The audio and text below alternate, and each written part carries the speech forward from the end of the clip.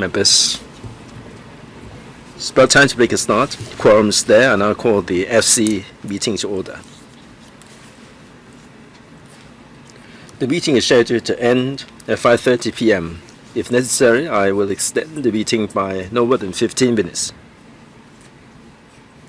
Just a reminder that if members have any direct or indirect pecuniary interests in any matter being dealt with today under Rule 83A, they should disclose the nature of such interest before speaking. I also draw members' attention to Rule 84 concerning voting in the case of a direct pecuniary interest. Item 1.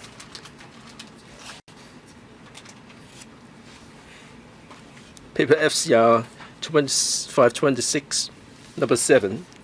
This item seeks committee's approval to A.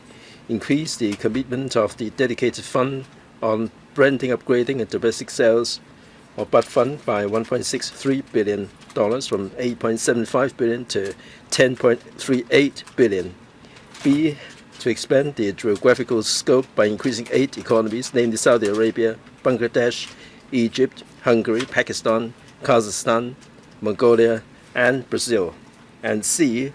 Delegate the authority to the DGTI or an officer designated by him or her to approve changes to the geographical scope. The CEDB consulted the panel on commerce, industry, innovation, and technology on the proposal on March 17th. The administration has also submitted a supplementary information paper.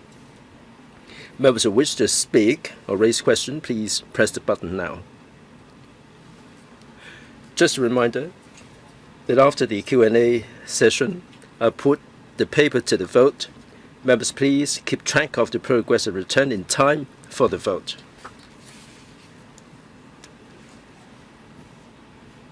To address members' questions, we have with us for this item the following officials: Dr. Bennett Chan, Undersecretary for Commerce and Economic Development Bureau; Ms.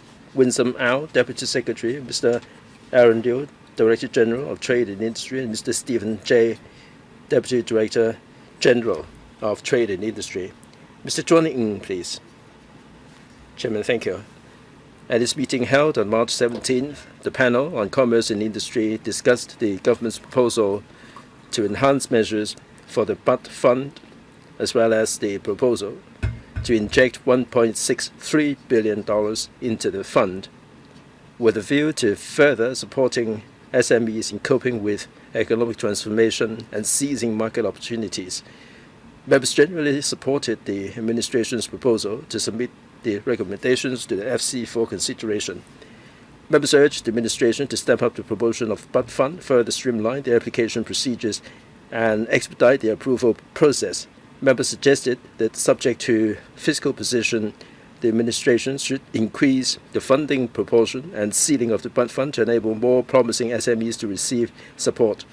Some members further proposed that under the BUD fund framework, projects with AI plus elements, or those aligning with 15th Five-Year Plan and key national industrial directions, should be considered for higher funding level. The administration has responded to the issues at the meeting. Thank you. There are 11 members on the list. Let me run through the list. Ms. Elizabeth Court, Mrs. Jonathan Lamport, Mr. Dennis Leung, Mr. Ray Wong, Ms. Sunny Tan, Mr. Lam Chen Sing, Mr. Duncan Chiu, Mr. Albert Chong, Mr. Eric Yim, Mr. Alan Chen, and last but not least, Mr. William Wong. I allot 5 minutes for the Q&A. Ms. Elizabeth Court, please.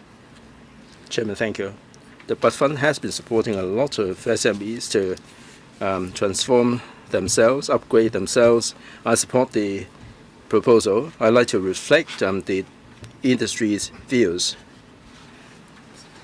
Right now, the matching ratio is from 1.1 to 1.3. So the support would be only up to 25%. Now for 1 million subsidy, only $250,000 would be subsidized. And the scope is 20% for the initial payment for $1 billion, it is $50,000. The SME are telling us that this is of assistance, but the minimum, the small amount of initial payment would be not large enough. So for the initial payment, 20%, can this be increased somewhat so that the SMEs would experience less difficulties to start with? Second, the government is promoting low-altitude economy. Will the administration be considering having a dedicated segment for this area? E-commerce, they need a lot more advertisement. In terms of advertising, would there be any more flexibility for this area? Under Secretary, thanks very much, Chairman.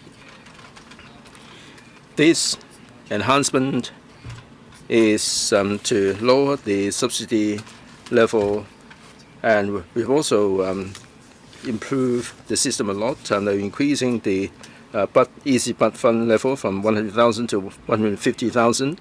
Market promotion AI, we do have a targeted funding for the SMEs, and these are really going down particularly well among them. Now, for the initial payment, why is it that we are dropping these to 20%? I think we have shared with members before that we have seen a surge in the number of problematic cases.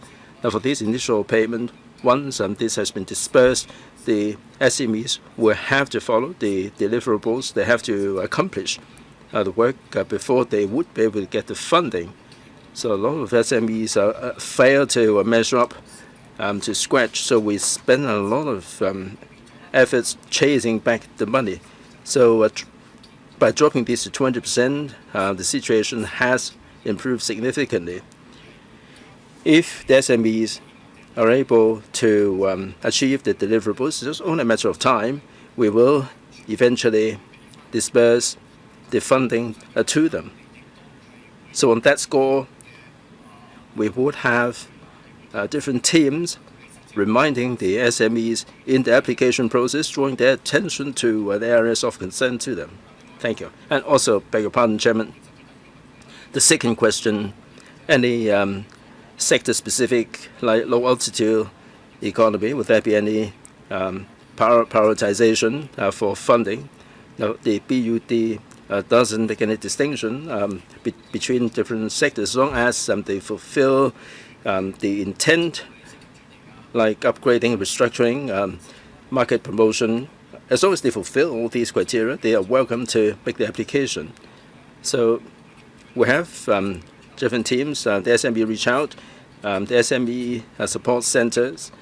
We will be addressing any inquiries, any questions that they have. They're welcome to come along to our center. They can reach out to our SME reach out. What about advertising? Well, advertising for e-commerce, online advertising, we have disbursed funding on multiple occasions.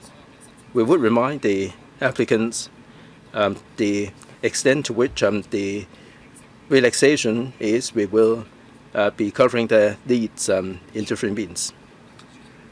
Mr. Jonathan Lamport, Chairman.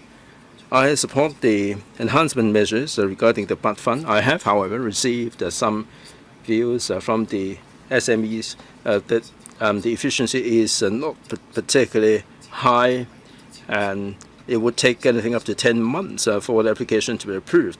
In paragraph 10 to 11, the Hong Kong Productivity Council, the Project Management Committee, will be processing the application, and the Productivity Council will have to conduct site visit. Now we're covering the ASEAN and other parts of the world. Will the cost for processing be increased, and will this be absorbed in the Productivity Council's budget? Will there be any urgent subsidy for enterprises going global? And the Secretary. Chairman, thank you. Thanks very much for the question. For BUD, whether we are talking about easy BUD or general application or the applications, we manage to fulfill the performance pledge in an easy month, 30 working days. Within 30 working days, we would be able to complete the processing. Now for e-commerce easy, 60 working days, we fulfill all these pledges. That the member received complaints, I think it all depends on the complexity of the cases. In some cases, there is a shortfall or a shortage of certain documents, like, for example, many SMEs are using the BUD fund to take part in exhibitions.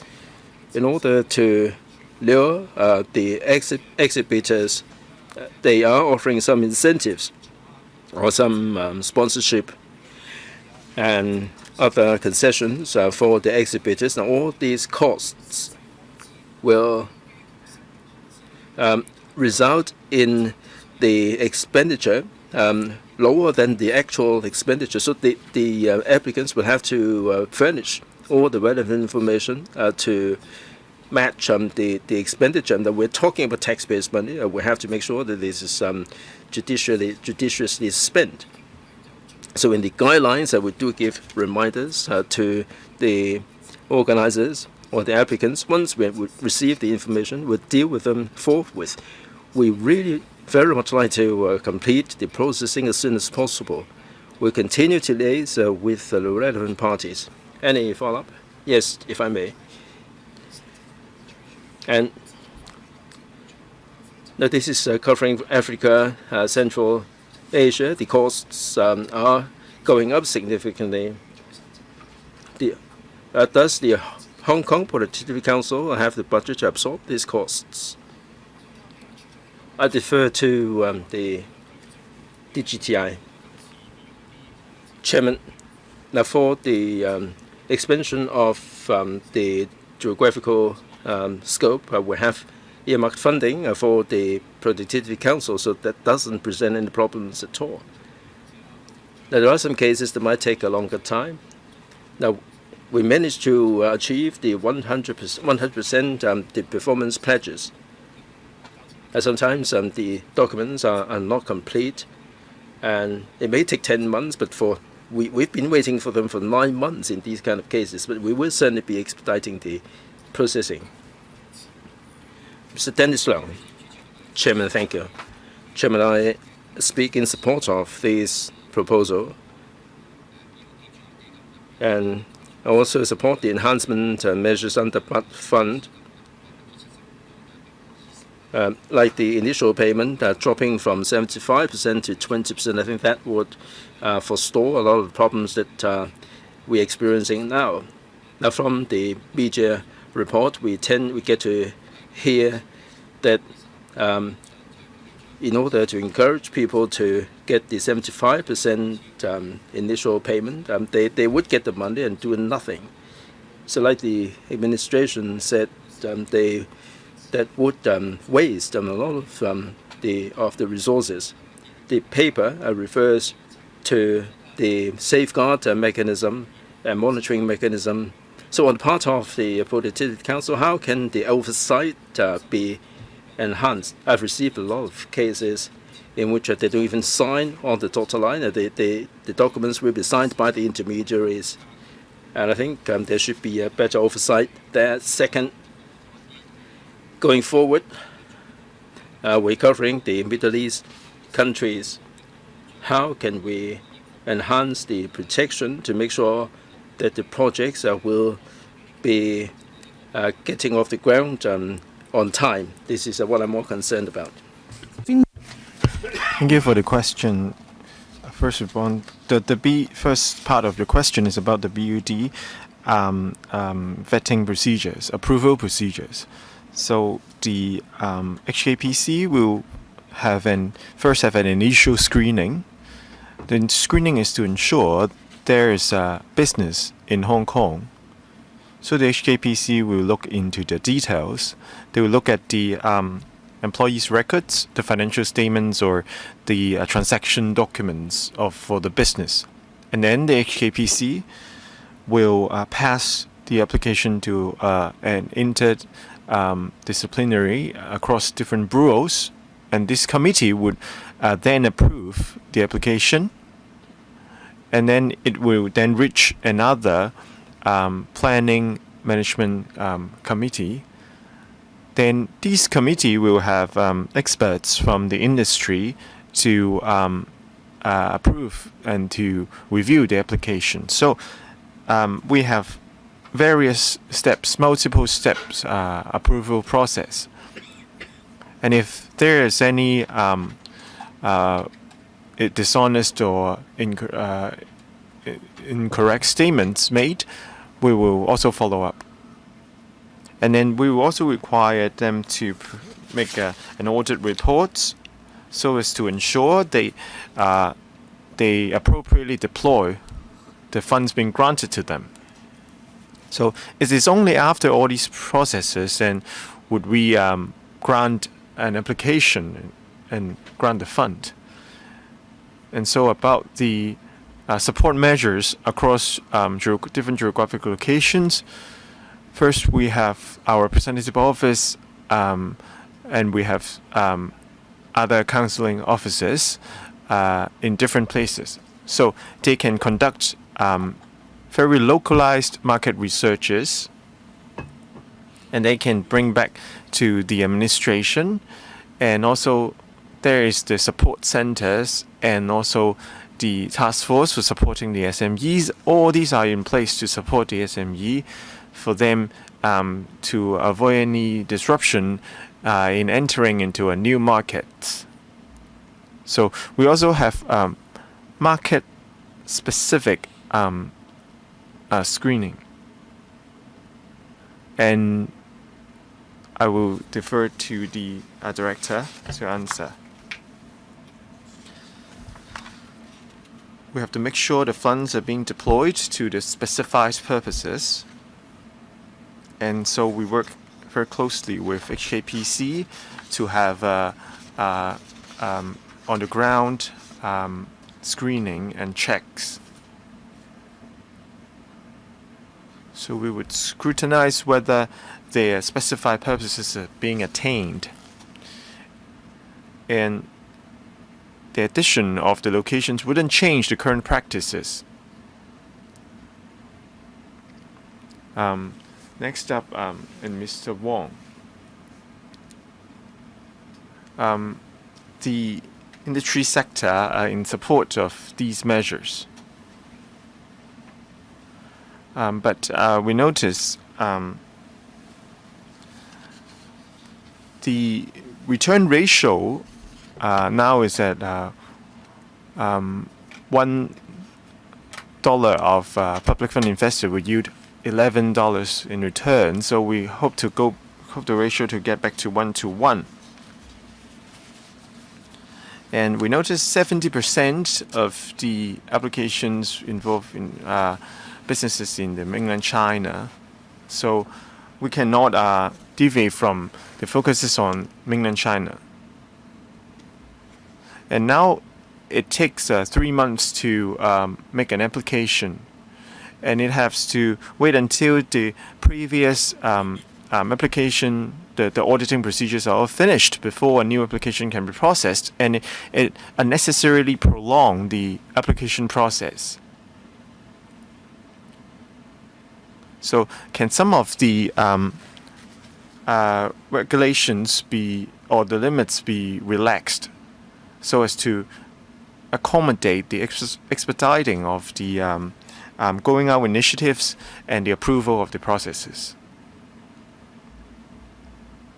We will, thank you for the question. We will communicate closely with industry players, and we would continue to improve the approval processes and the granting process. We have the ECBUD already, and it already shortened the time required to process the application.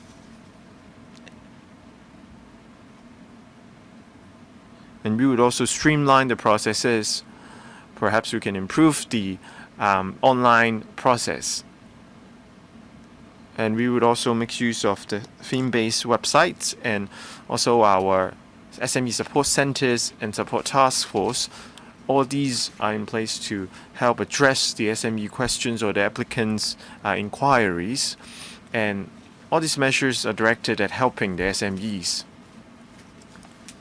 So these improvement measures, in these improvement measures we have reduced the ratio, the return ratio, but we have to look at the other aspects of these measures. And these support measures are actually providing real help to the SMEs, and we will continue to improve our work. And then we have Mr. Chen, Mr. Sunny Tan. And the BUD has always been an important part of supporting the going out initiatives for the SMEs. And for the increase of the injection of funds into the BUD, I'm totally in support. And I notice I have analyzed the ratio, which is at 1 to 3. I would support the ratio of 1.1 at the easy but small amount applications. And for the large scale applications, is now down to around only 1,000 cases. And if we direct the funds from the large-scale applications, which is about 250 million, to the SMEs, we can actually help a lot of SMEs. And for the application of funds being granted being 150,000, it is only about 1,000 applications.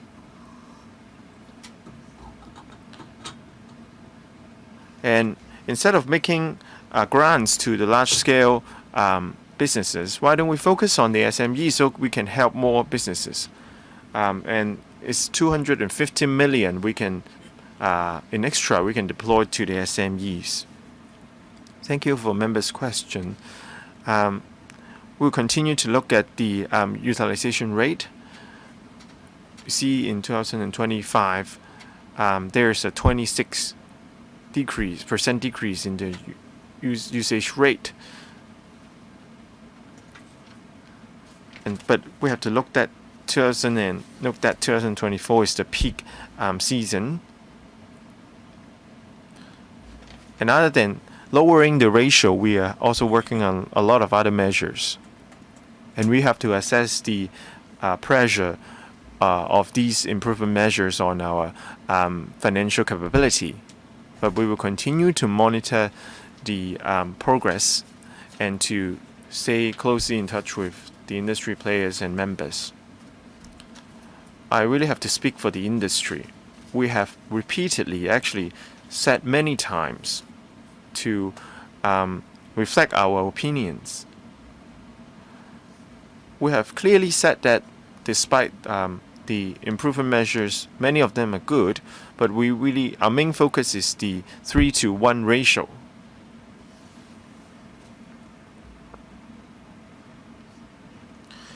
And in the midst of uncertainties with the economy, the SMEs are still investing money to enhance the operations, to enhance their business, and it is actually deserve to be encouraged.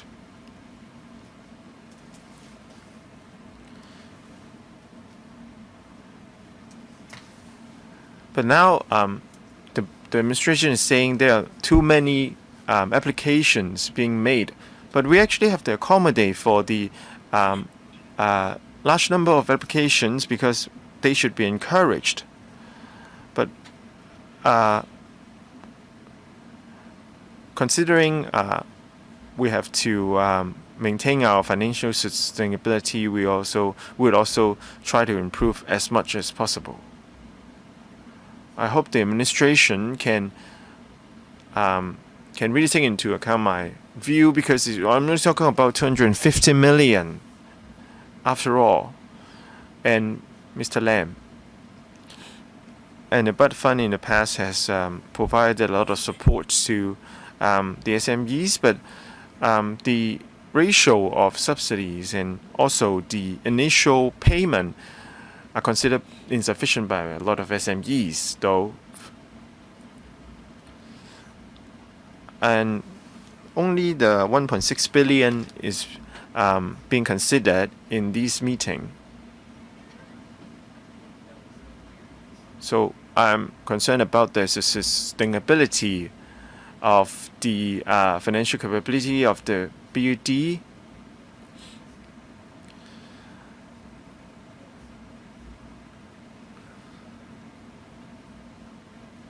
And for the subsidy ratio, can it be increased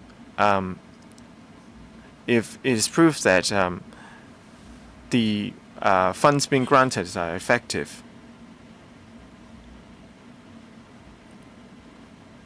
So can the administration promise that if the financial ability allows, then the ratio of subsidies can be relaxed? So the second aspect is about the processing time of the applications, because in the Audit Commission report in 2025, the processing of application time is also being mentioned in the report. And in their response, in the administration response to the Audit Commission, their suggestion for improvement is to deploy more AI technologies in improving the applications. So has AI actually been deployed to expedite the application processes? And maybe for the EasyBud and e-commerce easy applications, they do not need to take up to 60 days. Thank you, Chairman and members. For your first question, I promise that we will continue to monitor the implementation of the measures, and we would make the necessary adjustments or improvements if the financial ability allows. And secondly, I would answer the processing time. And usually it's only the complicated cases or problematic cases are taking substantially long time. For e-commerce, easy or EasyBud applications, we can usually finish processing the applications within 30 days actually. So can we actually shorten it to below 30 days or 60 days? We actually cannot compromise the screening procedures, the integrity of the screening procedures, because we have to look at the business the applicants are doing and to assess whether the purposes or the targets specified can actually be attained. And to preserve the integrity of the screening procedures, we consider 30 days and 60 days are actually appropriate. But on the side, we would have a lot of support measures to make sure the enterprise's application can be expedited. And then we have Mr. Duncan Cho. I am in support of the further injection in the Bud Fund, and I'm pleased to see there are fund for the AI implementation.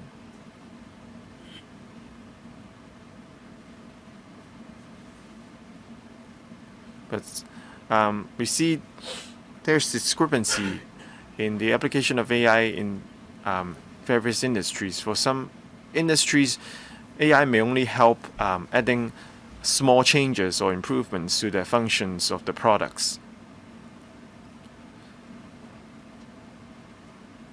So I understand there is a processing time needed for vetting the applications. But as we look at in Mr. Ng's, the chairman's question, out of the application in 2025, only a small proportion is being processed within the promised timelines. And sometimes if the application is being processed too slowly, then the SMEs may have already missed the opportunities to launch their products because the renewal of the products, of the versions of products are actually moving very fast. And especially in the age of AIs, these kind of improvements of versions are going very fast. Thank you, Undersecretary. We'll definitely consider members' suggestions for improvement. Regarding the small amount application, can we further streamline the procedures? We'll definitely give it some thought. As to the application of AI, we will be delineating this clearly in the guidelines with specifying certain specific examples of what AI can be used, like the smart chatbot and so on, that would assist in the production. We will be enumerating all these examples in the hope that the SMEs in the process of deployment of AI will have some ideas where they stand. As to the time period for application, we will render various assistance to help the SMEs in the production of documents in the hope that we can shorten the time frame. Mr. Albert Zhuang. Chairman, thank you. First of all, I support the idea of increasing the commitment by $1.63 billion. I, like other members, do hear from the SMEs that the matching ratio should be reverted back to 1.1 to 1. I hope that this can be considered. I've got 3 questions here, if I may. First, about the initial payment.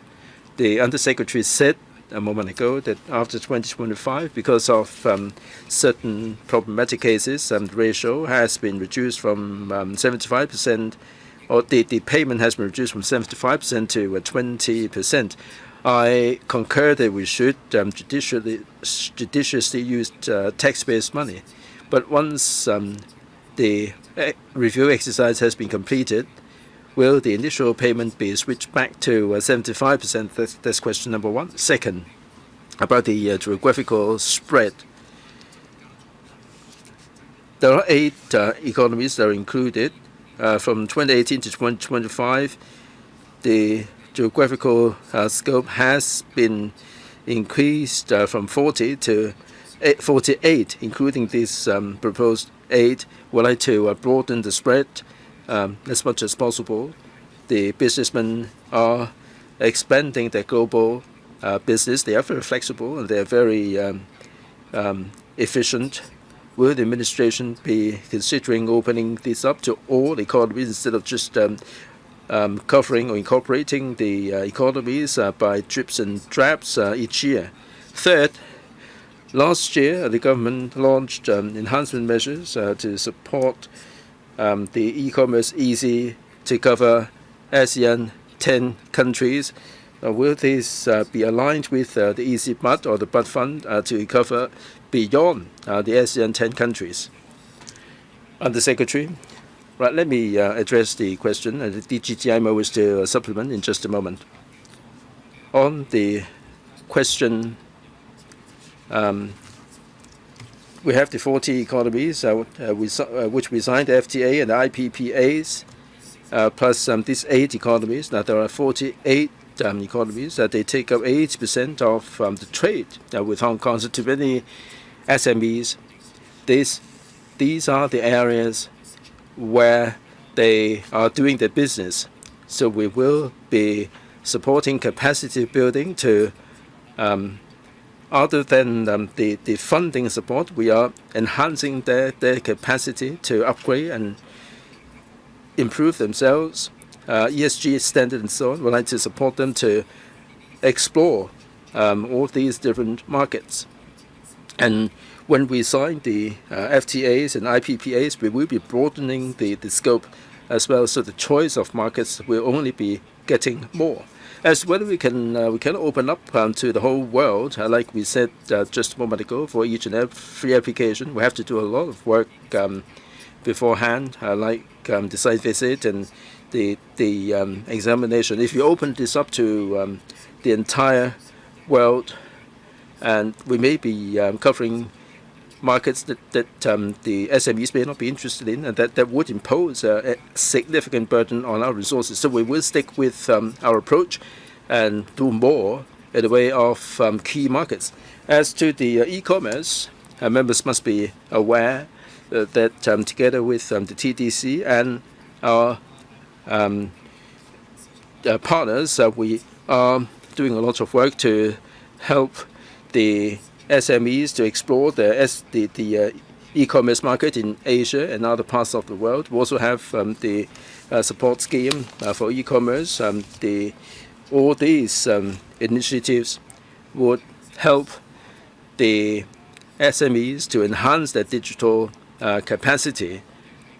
So we will be focusing on different markets and exercise flexibility. Maybe for the next batch, we will cover areas beyond the mainland and ASEAN in terms of the e-commerce. We hope that the enterprises will take advantage of the Bud Fund and the e-commerce easy to explore more markets. We simply cannot relax the financial support limitlessly. Given the finite resources, we don't really want the enterprises to do abortive work. So in exploring the market, we do provide not just financial support, but also other support that would be going in tandem. On my question about the initial payment, once the review exercise is completed, will this be switched back to 75%? The GTI? Chairman, if I may. Now, this initial payment, it was 20-odd% during the pandemic. It's gone up to 75%. As the Undersecretary said, we experienced some problems there in the Director of Audit's report. The Director also advised that we have a look at this, like they take 75% of the initial payment and the applicants do not have the intention to complete the project. And there was also this other issue of intermediaries. So the reduction to 20% to a certain extent is actually going back to the level that we had before the pandemic. And definitely after this reduction, the problems have been managed much better. Mr. Eric Yim, Chairman, thank you. Hong Kong's economy is rebounding, but there are many small, medium, and micro enterprises are also experiencing a lot of difficulty. So I support this proposal. The Bud Fund was reformed in March last year, and this has gone down very well. And they find it easier to get the funding. Many of the intermediaries that are resisting the SMEs are folding up. I'm sure that the administration would like to see this happen. The administration has been encouraging the SMEs to make the application without the intermediaries. Now, from the statistics, the amount being approved has been increased by 320%. Does the administration have any statistics before and after the reform? How many enterprises have got the application approved before and after the change? Now, with an increase in the funding, what about the efficiency of approval? Do we have any KPI? Perhaps within 3 months, whether the application is approved or not, there should be decision taken. Undersecretary, while I take the question first to be supplemented by the DGTI, we have the total number for 2025 compared with 2024. There has been a reduction of 26%. Now, for easy but and all the enhancement measures, they were kicked in March 2025. So the number of applications in 2025 is a reflection of the measures that have been undertaken. So as I said earlier on, we may see a reduction of 26%. The number is still quite significant. We may reduce the level. We have initiated a whole series of enhancement measures that are very attractive to the SMEs. So we will continue to promote all these enhancement measures, and through our support measures like SME Reach Out. This is a one-on-one free consultation service. SMEs, if they have any questions about the application, the market promotion, if they like to approach us for assistance, SME Reach Out is really definitely a good choice. So I urge the SMEs to use these resources more. Mr. Yim, there is a reduction in the number of applicants, but the amount approved has increased by threefold. Well, Undersecretary, so we should be comparing with 2019. I defer to the DGTI. DGTI, Chairman, thank you. Number of applications compared with 2024 has seen some reduction because of the enhancement measures, but in 2025, we have received 5,350, and this is second high historically compared with earlier 4,700 in 2023. We're talking about a significant increase. The amount approved is not significantly different. The amount approved stands at something like $660,000. 70% of the cases get the approval. The success rate has not been reduced. The number has come down a little bit from the peak. Like Mr. Sunny Tan said, the large amount application has reduced, but the small amount application has seen an increase. Now, easy but we have the ceiling going up from $100,000 to $150,000. So for the smaller amount application, we would see more application from the small, medium, and micro enterprises. So we will keep an eye on this going forward. We will be providing targeted support to the SMEs, while at the same time making sure that we can maintain the financial sustainability of the BUD fund. Mr. Yim, the efficiency of approval of processing, any KPI there? DGTI? Well, we would not devise a rigid KPI in this regard. It all depends on whether we are able to render genuine assistance to it, and would depend on a case-by-case basis. It would be hard for us to have any rigid target. Or Mr. Alan Chen.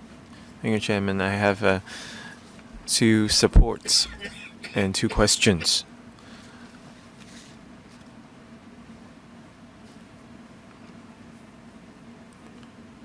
I'm in support of the increase of the funds to around 2.9 billion, but considering the 8 to 12% of administrative fees and the regular approval of funding, regular fundings. So other than the 1.6.3 billion being increased this time, I would also in support of any measures that promote the support to SMEs in the long term.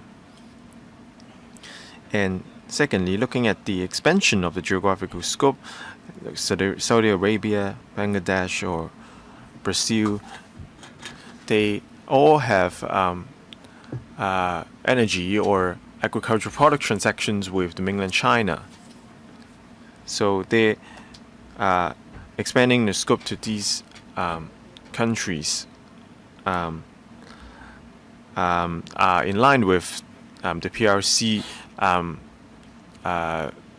directions. And so especially Hungary is the only country in Europe that is the airline of the PRC. And March 2000 this year, around 8,000 of SMEs are being benefited. So out of all the SMEs in Hong Kong, only these 8,000 enterprises are benefited. So the ceiling has now been increased substantially.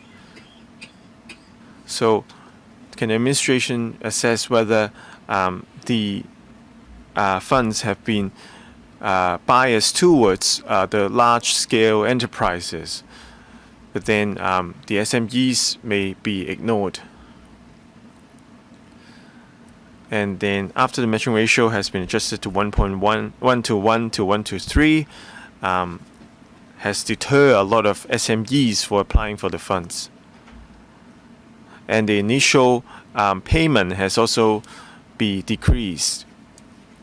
So all these may have deterred the SMEs for making the applications.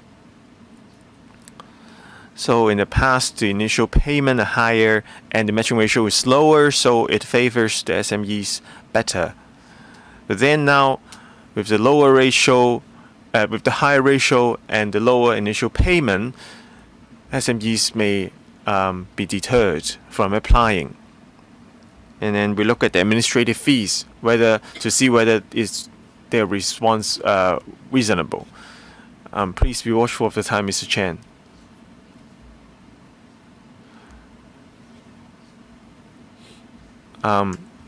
If the HAPC is already in charge of the administrative processes, can the fee ratio be lowered to 5%? First, we have applicants from various industries and of various scales.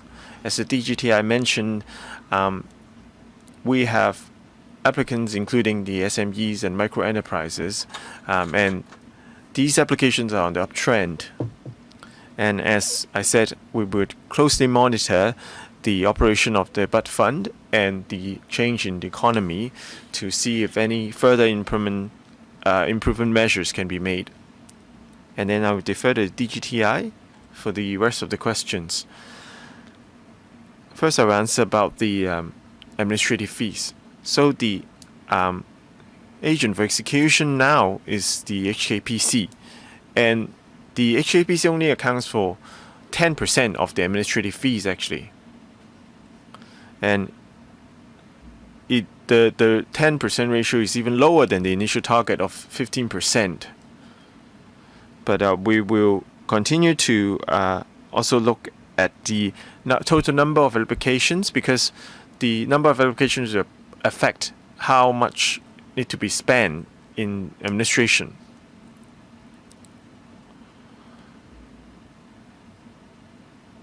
So if needed, we will inform the HKPC to lower their administrative fees, and we will continue to ensure the administrative fees are reasonable. And then Mr. William Wong. And in recent years, the use of AI is becoming more prevalent, and the OPC one-person company model is becoming more prevalent. So, can the improvement measures be more AI focused? We can look at the mainland China. They have specified specific subsidies for the computing ability or the models. So the BUD fund, can the BUD fund also have AI focused internal improvement funds and to help with the promotion of the AI technology, the AI based enterprises. And for some AI enterprises, will their needs be taken into account by the BOD funds grants?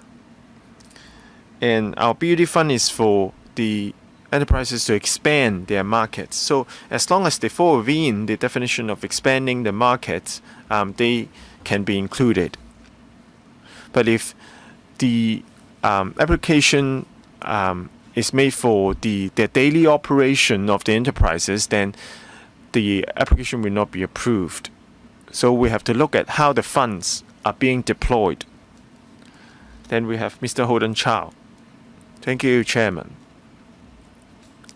So the increase of the commitment, I'm in support of that. But I also have two questions. First, we see that the scope has been expanded to One Belt One Road countries, including Hungary, Brazil, etc. So I want to ask about these new economies being included. But the enterprises may need more guidance. I know some guidance is already in place, being provided by the HKPC. But can we make better use of the support from the TDC to help the enterprises to go into these economies? For example, I have been to Hungary with the TDC. And for the TDC office in Hungary, they have hired locals to help the enterprises to integrate into the market. And the person or the point of guidance being provided by the administration is important. Perhaps the administration can make better use of the TDC support. And now we have new economies being included. In the past, enterprises may rely on HKPCs as a semi-official organization to rely on HKPC support. But we can also see there are a lot of private companies who claim they can offer support to the enterprises. But sometimes there are problems associated with this kind of private counseling companies. So now that we have new economies being included, will we increase our support for the HKPC so they can take care of all the support for the enterprises without the need for the enterprises to resort to the private counseling companies? As mentioned, we are focused on providing localized support for the enterprises in the newly included economies. So, be it the ETOs or the TDC, they all have offices in these newly added economies. So, we can also work with different organizations to provide more consultation support for the enterprises in these new economies. And there's the new initiative of one-stop support for economic and commerce in our budget.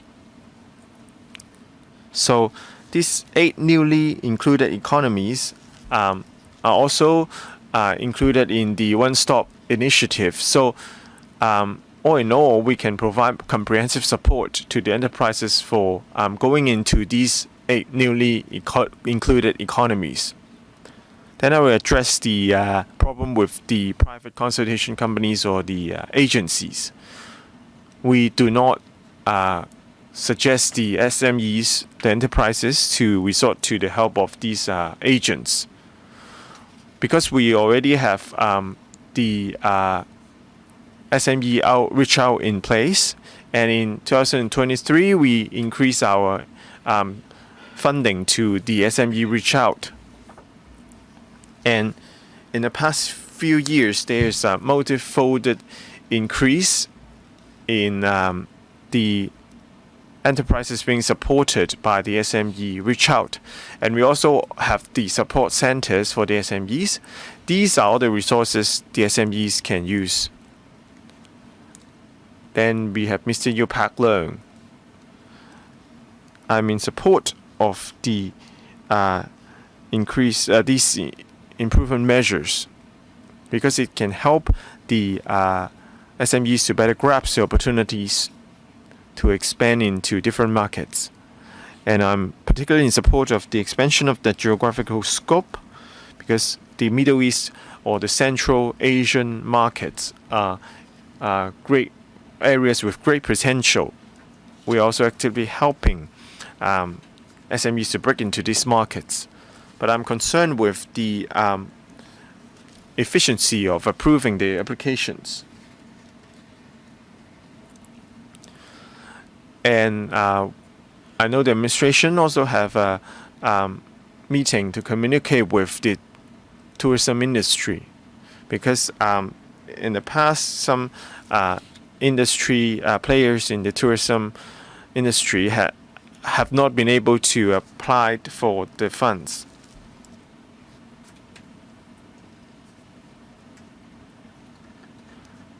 Is it because of the transitioning regarding the BOD fund that has added to the administrative burden and resulting in a longer time for processing applications? And I can see the administration has a lot of funds to support the digitalization of enterprises or to better utilize AI technologies. And we also have the technology vouchers or the pilot scheme for the digitalization of enterprises. So are there any measures to help the enterprises identify the differences in these schemes or initiatives and to know the differences in the threshold for these different kinds of support measures?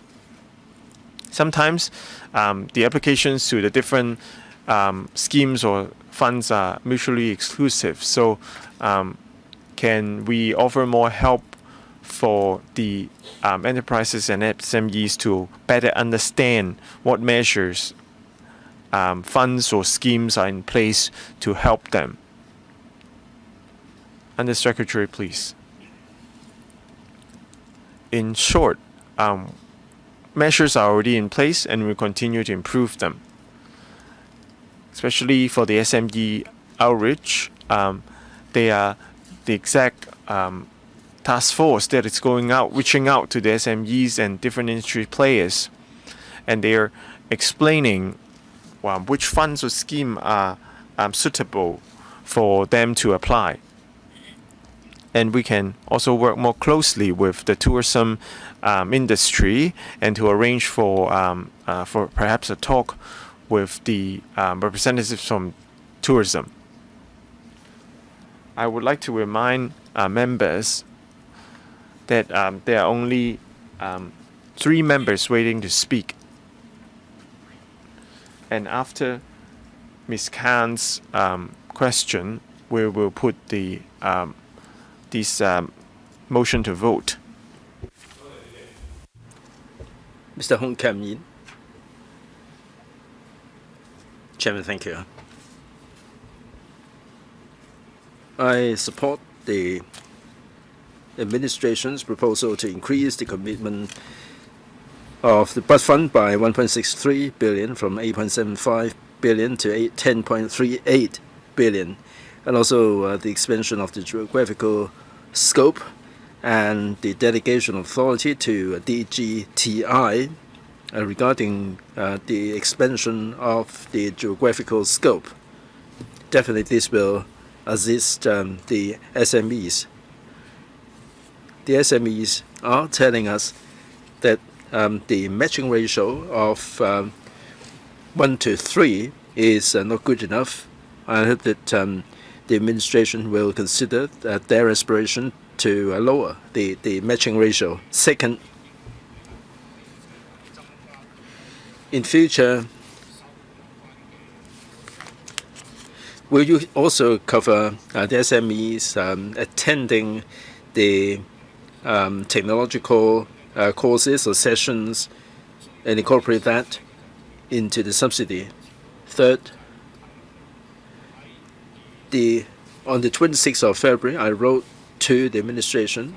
On the 27th, I got a reply to say that the application is being considered. On the 5th of May, the SMEs said they have not received any replies. They called the hotline and they've got a reply, but then the person handling his case has already left. Now this is about the refund of the money. There is no telling how soon the money will be made available. They make the application and they get the funding. I mean, there is a long process. Is there a way you can speed up the entire process so that when application is made, that they would be able to get the assistance in a timely manner? Under Secretary, thanks very much. On the matching ratio, as I said earlier on, we will keep an eye on the market development and the operation of the fund. And my thanks to all the members for the suggestions. As to whether we will incorporate the AI courses or other items of this nature, the whole purpose of BUD is market promotion, upgrading and restructuring. If they fulfill all these objectives, we'll certainly be considering the applications in this regard. As to the entire process, the timeline, we will deploy the right amount of resources, and we will have computerized processing and AI deployment to speed up the process. We will be giving clear guidelines in order to speed up the process in the submission of documents and the processing of the documents. We'll work hard on this. Any supplement? No? Ms. Maggie Chan. Chairman, thank you. I also support the funding proposal. I'd like to put some questions about the numbers. The TID submitted some information over the past 3 years. Professional services, the number of cases stands at only 4%. Now, for this new commitment, would there be any specific allocation for the professional service sectors? Now, a lot of them are SMEs, and they are service providers and they're of a small scale. Will you be reducing their financial burden? Would there be any specific KPI regarding the professional services? For the SME reach out, would there be any specific promotion and services for the lawyers and other professionals? Under Secretary, thank you. Well, the BUD fund doesn't restrict us to any particular sector, manufacturing or professional services, as long as you fulfill the objective or the intent of the BUD fund, i.e. upgrading and restructuring and sales promotion. We would welcome application all the same.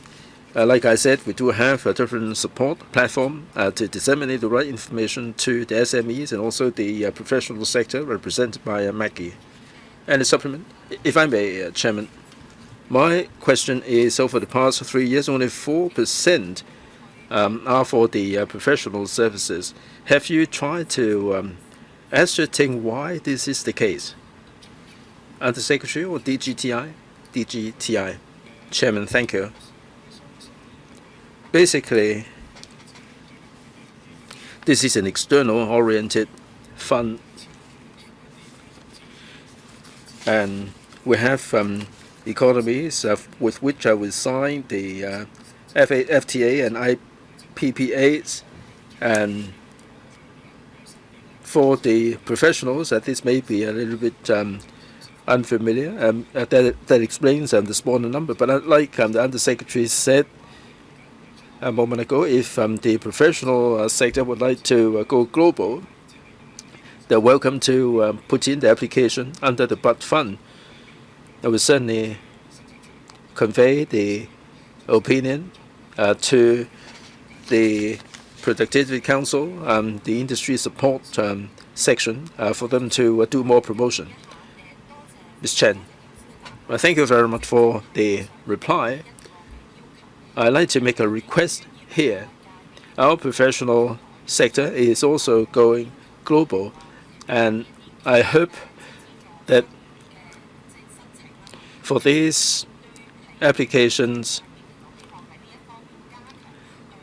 I really hope that more promotion should be mounted for my professional sector. Right? The administration heard your point. Certainly will do that. Undersecretary, I go along with Maggie. Our professional services represent our advantage. Like the DGTI said, many of them are going global. We will be doing more promotion.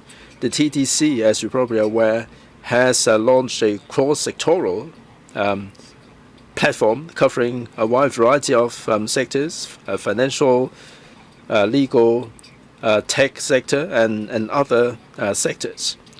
We will be providing targeted promotion for the professional services in order to promote in a targeted manner. There would be bountiful opportunities. Ms. Carmen Khan, Chairman. There are 3 items for the application. First, the commitment will increase by 1.63 billion to 10.38 billion. Second, the expansion of geographical scope to cover 8 more economies. I've got some questions here. In March 2025, in the Director Audit number 84 report, I was a member of the PAC at that time. Now, with regard to the measure on the 14th of March 2025. Some said it's too stringent. Others said this is too loose. Now, this measure was actually put in place in response to the number 84 report of the Director of Audit. So we have to let it run its course for some time. Chairman, in Appendix 2, if we increase by 1.63 billion, there would still be a surplus of a balance of 1.3 billion, and for the unspent money and for the cases that have been suspended, the money would be clawed back. The Director of Audit would like us to recoup the money that has not been allocated. So are we talking about the money that is being recouped? This $900 million is not sufficiently clear. Also, for the Productivity Council in Appendix 2, 150 million per year for the HKPC. I, like other members, am concerned about the administrative cost. Now, this is a really staggering amount. In 27-28, we're talking about 300 million. And 18-point-something% of the total budget. Would there be any oversight? That I look at the paper, the HKPC is responsible for the preliminary processing, and it would be monitoring the progress and the effectiveness. Perhaps we should look at the role of the HKPC. Also, regarding the 8 new economies, according to the paper, because of the FAT and also IPPAs, they are trying to increase additional economies. It is on the basis that they put this proposal. Now, when we sign the FTAs and the IPPAs, should we be more proactive in order to cover more economies? Now, for these 40 economies, can we have a breakdown, please? Undersecretary, I defer to the DGTI. Yes, please. Chairman, a couple of questions there. First of all, Director Audit report. Mainly, it is a value for money proposal. We have implemented them all. Indeed, there are certain measures that are related to the measures in on March the 14th, like the initial payment. This is aligned with the views of the Director of Audit. Now, in terms of enhancement measures, some of them go beyond the scope of the Director of Audit report, like SMEs in the easy, but the frequency of application has been increased from every 6 months to every 3 months. Now, this is an additional support for the SMEs, and this is an improvement from the policy point of view. It goes beyond the scope of the Director of Audit's report. As to the enclosure 2, Ms. Khan's observation is quite right. In approving the funding application, there are some cases that they may not be using up the entire amount. Not least during COVID, year 2020 to 2023, we could not do a lot of the external promotion, and they did not use up the money, and the money goes back to the balance. Ms. Pecan is also right that in the Director of Audit's report, if the money is not used up, we should be recouping the money. So we are following up on this to a certain extent. This explains the higher amount of balance, but that will not go to waste. We will be earmarking them for the new applications. As to the HKPC, the admin cost, they are taking up 10% of the total budget. Compared with the original design of 15%, it is a little bit lower. Now, over the past couple of years, as we discussed, during the peak of application, we saw a lot of applications, and HKPC had to devote more resources to process all these applications. But we are reviewing this in a dynamic manner. We will look at the number of applications going forward, and we will link this with the number of applications. If the number is coming down, we will certainly be adjusting the admin cost accordingly. Finally, for the FTAs and IPPAs, we have been very proactive about that. Over the past year, we have completed negotiation with Bangladesh, Peru, and Qatar. So members can rest assured that we will be doing more of the same going forward. Ms. Khan, well, time is up. Beg your pardon. You might wish to press the button again. You've gone over the time. Conflict of role. Mr. Peter Shill, Chairman. Well, maybe let her have the conflict of role question answered first. Yes, okay. Director. The HKPC's role. Is that right? Well, the Bud Fund started in 2012, and it has always been the HKPC that is responsible for that, and they have been really efficient. But we do have a mechanism with them whereby we will review the situation. We do have a performance agreement. We will keep an eye on the situation to make sure that things are in order. Thank you. Yeah. Mr. Xu, any follow-up? So this 1.63 billion, we're in support of that. But a lot of members have expressed their concerns over the matching ratio from 1.1 to 3, 1 to 1 to 1. Now it's 1 to 3. And now there are also some loopholes in the application process where some applicants may try to deceive the government. So if the gatekeeping can be improved, we can attract more applicants. And in Wednesday questioning, I've also asked about the time for processing applications. Now the pledge is 30 days for simple cases and 90 days for more complicated cases.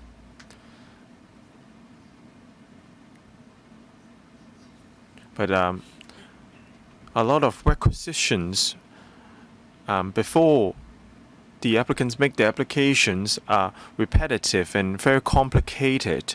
So can the pre-application requisitions can be streamlined so that there will not be a need for back and forth question and answering about the administration requisitions even before the application is made.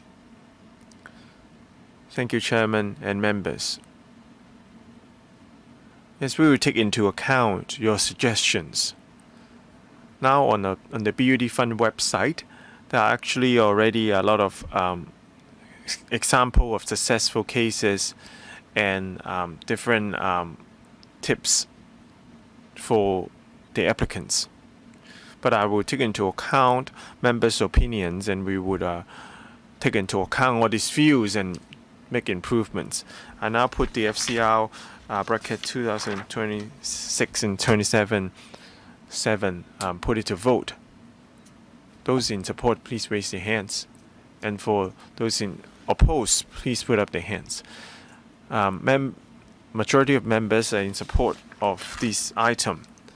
I announce this item is carried, and I call this meeting to a close. Thank you.